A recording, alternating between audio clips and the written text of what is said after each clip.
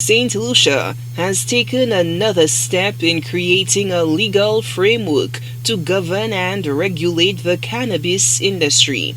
The Regulated Substances Bill was presented by Commerce Minister Emma Hippolyte in the House of Assembly on Friday. She highlighted that the purpose of the bill is to establish the Regulated Substances Authority, Regulated Substances Tribunal, Regulated Substances Fund, and to provide for the licensing of regulated substances and enforcement matters. St. Lucia's attempt at regulation in this context is different. But different, Mr. Speaker, not always be seen as negative.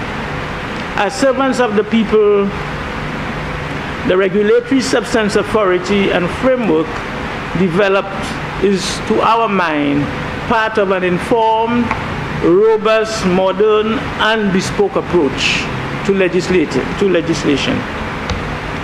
Mr. Speaker, as I indicated in September, our work is far from complete, but our energy, determination, and passion to till what we believe is fertile soil will not fail and will yield much fruit in due season. We remain resolute in our promise to develop not just a robust cannabis industry, but a broader mechanism for regulating substances in our fair Helen. Hippolyte says the process of drafting legislation for regulated substances demanded a cautious and meticulous approach. Prime Minister Philippe J. Pierre views the stride as a move towards righting the injustices of the past and bringing attention to the financial obstacles of small island developing states. Smoking marijuana in public is an offense, etc.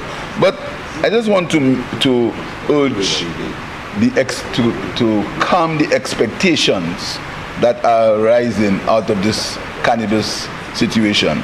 There are some people who believe that the expectations and the country's economy will change overnight, and that is the way to go. It's a way to diversify the resources of the country, but it's not a magic one. It will not overnight create economic growth and economic development. It will help, it will assist, structural, organized, and I speak to my colleagues who in the countries, they have gone that way, and it's taking time. It's taking a lot of time. The returns take time, Mr. Speaker. But there is one thing that we must deal with, and it is something that really irks me as Prime Minister. The double standards that exist as far as cannabis is concerned, and as far as many other things are concerned, including economic policy. Up to now, proceeds from the sale of cannabis cannot go through the normal banking system. Up to today, you can't go for the SWIFT, etc. You can't go to the system. They call it illegal. They say it's money laundering, etc. Up to today. But in cities, in some of the major countries, there are cannabis cafes, there are people go in and smoke and sell and trade and put the money in the same bank that they say we can't pass our money through if we sell it.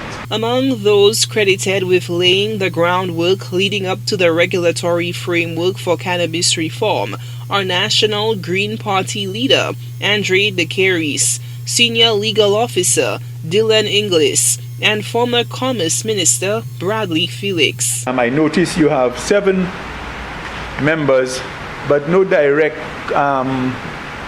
individual coming from the Ayanola Council of Rastafari, considering all of what? Sorry? No, wait. 7. Yeah, 22. The Permanent Secretary in the Ministry, the Permanent Secretary in the Ministry of Finance, and the Director of the Bureau, representative of civil society, and 3 persons with expertise in business, medicine, science, or research.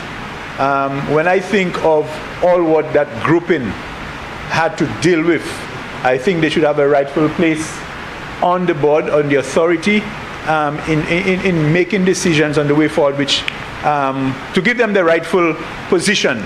The Regulated Substance Bill eventually passed the lower house of Parliament on Friday and will be debated in the next sitting of the Senate. A lawmaker says the cannabis bill is expected to be presented to the House of Parliament within the coming months.